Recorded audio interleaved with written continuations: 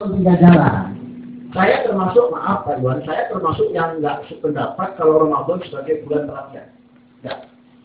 Ramadan itu bulan ngambil hasil. Ramadan itu bulan kita kerja, kita ngamali. Pelatihannya kapan? Sejak bulan Sya'ban itu pelatihan. Makanya ulama-ulama dulu sejak awal itu sudah berdendang syair. Marhaban ya Ramadan. Marhaban ya Ramadan, marhaban ya Ramadan, jidlana bil ghufran. Selamat datang ya Ramadan, selamat datang ya Ramadan, selamat datang ya Ramadan, muliakan kami dengan ampunan. Itu sudah didendangkan sejak awal itu. Dan itu senada dengan Nabi kita Nabi Muhammad SAW. Hadis itu, tapi kan hadis itu bisa kita amalkan menyangkut tidak urusan hukum kan gitu. Apa kata Rasulullah ketika berdoa? Allahumma barik lana fi Rajab wa Sya'ban wa ballighna Ramadan. Ya Allah, berkailah hidup kami di bulan Rajab, berkailah hidup kami di bulan Sya'ban, dan panjangkan umur saya ya Allah untuk bisa menang di bulan suci Ramadan. Itu dipanjatkan oleh Rasulullah sejak bulan Rajab. Itu artinya apa? Nabi sejak bulan Rajab Pak udah persiapan pelatihan. Makanya saya katakan tadi pelatihannya sebelum Ramadan. Nah, jadi yang pertama yang harus kita latih, yang pertama Bapak Ibu adalah bagaimana jiwa kita, rohani kita, hati kita sekarang ini mulai menjauhi hal-hal yang dilarang oleh Allah Rabbul Alamin. Dan mohon maaf Bapak Ibu, pintu kemaksiatan itu ada 3. Pintunya itu mata, mulut, farji, kemaluan. Pintu itu Bapak Ibu bisa nutup. Insya Allah pintu-pintu yang lain tidak akan kebuka. Setan ini paling, Masya Allah, paling pintar kepada manusia. Pintu yang lain kebuka dibiarin. Pintu yang lain susah kebukanya dibiarin. Setan itu cuma fokus di mata, di mulut, kemudian farji, kemaluan. Mata, mohon maaf ya. Kalau mata ini kelemahan bapak-bapak. Mata ini. Itu dia. Ada bapak-bapak jalan-jalan di mall. Ada bapak jalan di mall. Lihat ibu muda bawa anak kecil. Pasti ngomong gini. Oh, anak ini kayak anak saya di rumah lucu banget. Cakep. Lihat ibunya yang bawa anak. Nggak ingat ibu yang di rumah. Itu yang terjadi. Bapak-bapaknya. Makanya di surat An-Nur 30-31 itu menunjukkan pandangan pertama yang diminta oleh Allah adalah para lelaki, bukan perempuan. Itu makanya mulai sekarang kita jaga ya. Jangan pas bulan Ramadan, Ramadan poso-poso. Tambah tuh ngomong gitu. Jangan mulai sekarang kita latih. Sabar, ayo, bareng ini poso, ayo dijaga mata kita. Jadi, yang kedua apa pintu yang kedua? Mulut. Kalau mata itu kelemahan apa tadi? Bapak, kita lagi. Kalau mulut kelemahan sopor. Mulut kelemahan sopor. Masa bapak kabel? Mulut kelemahan. Ibu-ibu yang dulu ibu-ibu itu maaf ya, mulut itu kelemahan utama. Karena itu Pak, mukena itu disunahkan warna putih. Mukena kenapa disunahkan warna putih? Ya karena ibu-ibu itu ekspresionis mulutnya, ekspresi. Nah kalau mukena itu warna-warni, ngomong yang batik Pekalongan, batik Jogja, batik Madura, tak masuk kedua Pak, cewek. Oh, kok api itu kurang komentar? Itu ya. Makanya ibu-ibu ini, mohon maaf sih, ibu-ibu itu kan memang ekspresi. Ibu-ibu lihat bunga mawar, sama bapak-bapak lihat bunga mawar beda.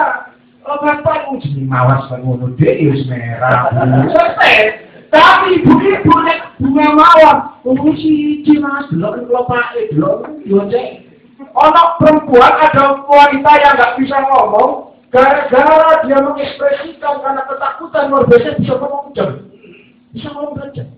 Ya, ketika ada ular, takut luar biasa dia menceritakan, aduh ular lehernya panjang, gimana ada orang punya leher, semua leher. Coba itu dia ngomong ekspresi.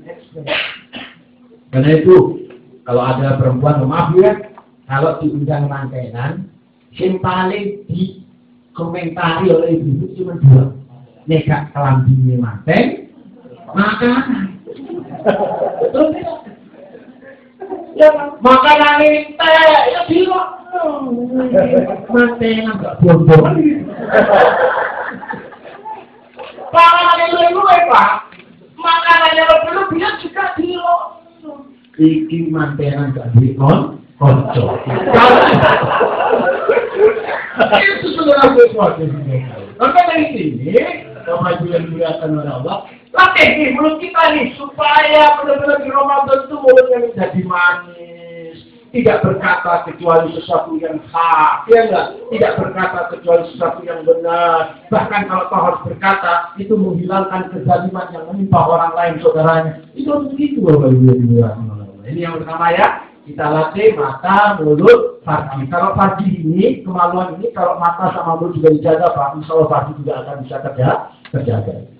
Yang kedua, terakhir, Bapak Ibu yang dimuliakan oleh Allah, apa yang harus kita lakukan di dalam Ramadan supaya Ramadan memiliki spirit yang berkualitas untuk kehidupan kita.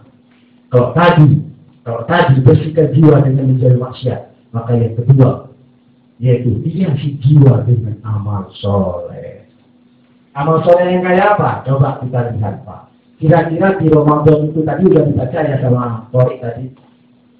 Puasa itu dimulai dari surat Al-Baqarah 183 sampai 187. Dan semua itu simbol dari ibadah yang dilakukan, yang harus dilakukan oleh seorang muslim selama di bulan suci Ramadan. 183 bicara puasa. 184 itu bicara fidyah yaitu sedekah. 185 itu bicara syahrul Ramadan dan Nabi unzila fil Quran, itu Al-Quran, baca Quran. 186 itu bicara doa. 187 kembali bicara puasa tapi terkait dengan sholat. Dari sini kesimpulannya apa? Apa yang harus kita persiapkan untuk menuju Ramadan? Apa yang harus kita latih supaya Ramadan spiritnya jauh lebih berkualitas dari tahun-tahun yang lalu? Baik nih, latihan poso. Makanya Nabi Muhammad SAW bulan Sya'ban itu puasa beliau. Puasa Pak di bulan Sya'ban. Nih, kalau kita kita bisa melatih, enak nanti. Masuk ke Ramadan itu kita tinggal menikmati yang namanya amalan puasa Ramadan. Yang kedua apa tadi? Sedekah, dia itu kan simbol daripada sedekah. Mulai sekarang ini Bapak Ibu yang dimuliakan oleh Allah harus berpikir untuk memiliki perhatian kepada orang-orang duafa, kepada saudara-saudara kita yang duafa. Mulai sekarang kita sedekah. Di Ramadan kita bertambah sedekah. Makanya banyak orang-orang Sya'ban itu bulan menghitung harta. Kapan kita keluarkan zakat? Itu bulan Sya'ban. Ramadan mengeluarkan zakatnya itu di bulan Ramadan. Kenapa? Dalam sebuah hadis Nabi Muhammad SAW, as-sadaqatu tutfi'ul khataya kama tutfi'ul al-ma'an-nar. Bahwa sedekah itu bisa menghapus atau bisa memadamkan kesalahan-kesalahan sebagaimana air bisa memadamkan api. Jadi Bapak Ibu yang dimuliakan oleh Allah, Rasulullah pun paling banyak bersedekah di bulan suci Ramadan. Tetapi beliau sudah melatihnya diri beliau di bulan-bulan sebelumnya dengan bersedekah. Maka di sini ada teman dari BAS ini, ya, ini mumpung ada lahan untuk Bapak Ibu bersedekah. Kita dari BAS punya banyak program, ada beasiswa untuk anak-anak duafa, ada beasiswa, ada santunan untuk para janda, ada buka barang untuk anak yatim, 15.000 anak yatim. Ya, kita tidak melihat sedikitnya yang kita berikan, tapi kita melihat keikhlasan yang kayak apa ketika kita mengeluarkan sedekah itu. Kalau kita sudah mulai sekarang melatih diri ini dengan bersedekah, insya Allah di bulan suci Ramadan kita benar-benar terbiasa untuk bersedekah, berbagi dan mengeluarkan zakatnya. Kalau zakat itu wajib Pak, kalau sedekah itu sunnah. Kalau zakat itu hitungannya sudah jelas, yaitu cuma 2,5%. Saya katakan 2,5%. Coba Pak, bayangkan kalau Allah membalik, yang dikeluarkan bukan 2,5%, tapi 97,5%. Al-Geblaku pengaruh. Harta 97,5% yang dikeluarkan, bukan 2,5%. Jadi kalau Bapak Ibu punya dana, punya saving, punya tabungan, sudah 1 tahun itu 100 juta, 2,5%, 2,5 juta Pak. 2,5 juta itu sedikit dibanding yang 97,5 juta. Jangan melihat 2,5 juta. Itu pun bisa dicicil kok. Dicicil itu maksudnya Ibu mensegerakan. Jadi misalnya jatuh temponya itu tahun depan. 2,5 juta. Nah, bayar sekarang dibagi 12 bulan, jadi dibayar per bulan. Itu kan lebih ringan sih. Sebenarnya banyak jalan bagaimana kita mengamalkan ibadah-ibadah kita termasuk sedekah jauh lebih ringan. Karena hukum itu tidak satu. Itulah kenapa perbedaan pendapat di kalangan umat itu rahmat. Karena memang di situ kita nggak bisa ikut pendapat Imam Malik, kita bisa ikut pendapat Imam Syafi'i, Imam Ahmad bin Hanbal, Imam Abu Hanifah, dan seterusnya. Jadi mulai sekarang Bapak Ibu yang dimuliakan oleh Allah, mari kita latih jiwa kita untuk selalu care dengan kehidupan orang-orang duafa, sehingga di bulan Ramadan kita sudah terbiasa untuk melakukan seperti itu. Demikian pula sholat kita mulai sekarang kita datangi masjid, ya, supaya terbiasa. Ngaji juga harus kita mulai biasain sekarang, sehingga akhirnya di bulan suci Ramadan terbiasa baca Quran. Kalau kita sudah membiasakan mulai sekarang, insya Allah Bapak Ibu yang dimuliakan oleh Allah, Ramadan benar-benar kita tinggal panen hasilnya dari Allah Rabbul Alamin.